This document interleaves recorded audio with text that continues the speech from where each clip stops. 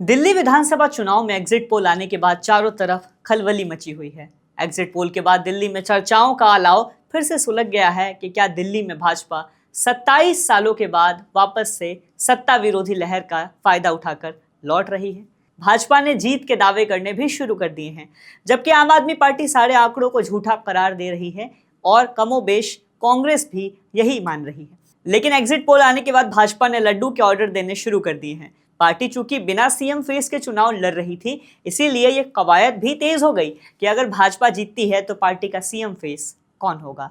राजनीति के जानकार स्मृति ईरानी, मनोज तिवारी, परवेश वर्मा जैसे नामों की चर्चाएं कर रहे हैं, लेकिन इधर बीच एक और नाम सामने आया है जिसने मजबूती से अपनी प्रत्याशिता इस फहरिस्त में दर्ज कर दी है।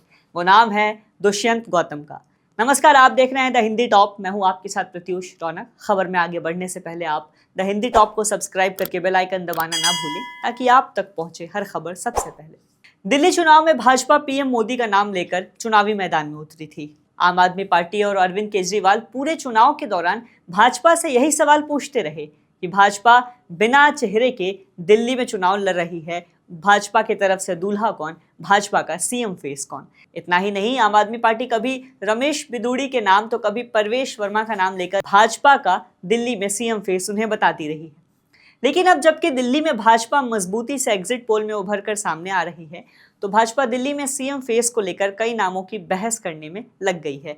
कई नाम निकलकर सामने भी आए हैं जिन पे भाजपा अपना भरोसा जता सकती है। उन्हीं नामों में से एक नाम है दुष्यंत गौतम का। भाजपा के राष्ट्रीय महासचिव दुष्यंत कुमार गौतम दिल्ली के करोल बाग विधानसभा सीट से चुनावी मैदान में उतरे थे। भाजपा के दलित चेहरा माने जाने वाले पार्टी के तमाम अहम मुद्दों पर काम कर चुके हैं, तमाम पद पर भी उन्होंने सेवाएं दी है। अगर दिल्ली में भाजपा की सरकार बनती है तो सीएम के प्रबल दावेदारों में से वो एक माने जा रहे हैं। अमित शाह और प्रधानमंत्री के करीबी भी बताए जा रहे हैं दुष्यंत गौतम। ऐसे में उनका नाम मजबूती से सीएम फेस के लिए सामने आ रहा है। दुष्यंत कुमार गौतम ने अपने सियासी सफर की शुरुआत एबीवीपी से की थी। दलित मुद्दों पर मुखर रहते हैं और 3 बार अनुसूचित जाति मोर्चा के अध्यक्ष भी रहे हैं। वो राज्यसभा सदस्य भी रह चुके हैं। दुष्यंत कुमार गौतम ने संगठन से अपनी राजनीति में अहम पहचान बनाई।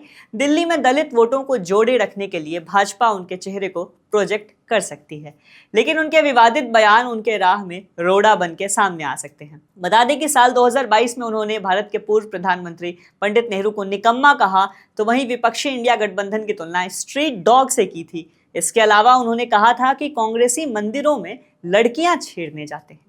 दिल्ली के करोल बाग विधानसभा क्षेत्र से भाजपा उम्मीदवार दुष्यंत गौतम, जिनका नाम अब राजनीतिक गलियारों में तेजी से चर्चा में है, भाजपा की ओर से जैसे ही दुष्यंत कुमार गौतम के नाम की चर्चाएं तेज हुई, कई सारे कयास सामने आने लगे। बताया जाने लगा कि चूंकि दुष्यंत दलित वोटरों के बड़े चेहरे माने जाते हैं, इसीलिए दुष्यंत के नाम की कवायद दिल्ली सीएम के तौर पे तेज बताई जा रही। बताया ये भी जा रहा है कि बीते दिनों अमित शाह के बयान के बाद दिल्ली में वाल्मीकि समाज भाजपा से खासा नाराज नजर आ रहा था। लेकिन अब जबकि भाजपा के पाले में एग्जिट पोल झुकता हुआ नजर आ रहा है, तो दुष्यंत कुमार को सीएम बनाकर भाजपा डैमेज कंट्रोल पे काम करती हुई दिखाई दे रही है, जिससे भाजपा दलित समुदाय के लोगों का मन जीतने की रणनीति साधने में सफल हो सके।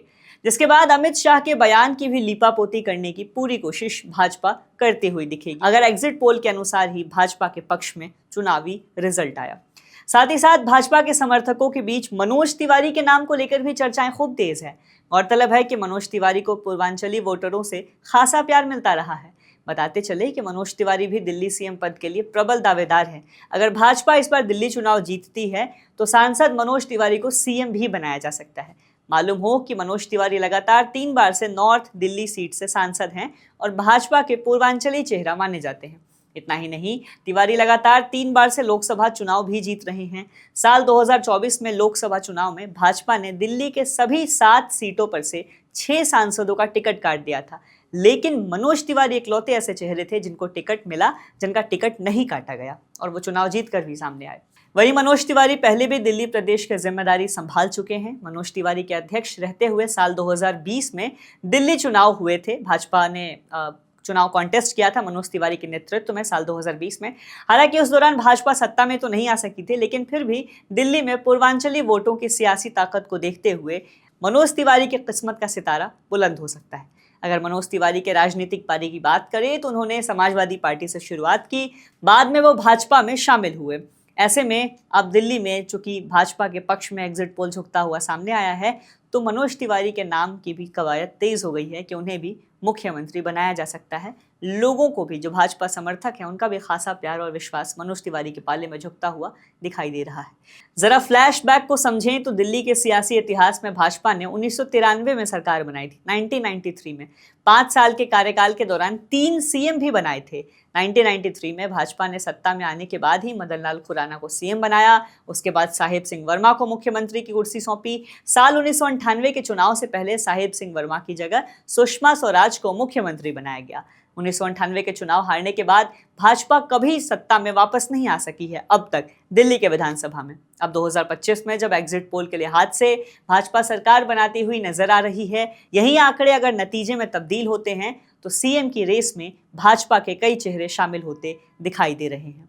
देखना है कि अगर दिल्ली में 27 साल का सूखा अगर भाजपा का खत्म होता है तो आला कमान किसे दिल्ली के सीएम की कुर्सी सौंपते हैं। आप क्या सोचते हैं इस पूरी खबर के बारे में, हमें कमेंट में ज़रूर बताएं। वीडियो शेयर करें, सब्सक्राइब करें द हिंदी टॉप, हम एक्स यानी ट्विटर, फेसबुक और इंस्टाग्राम पर भी फॉलो करें।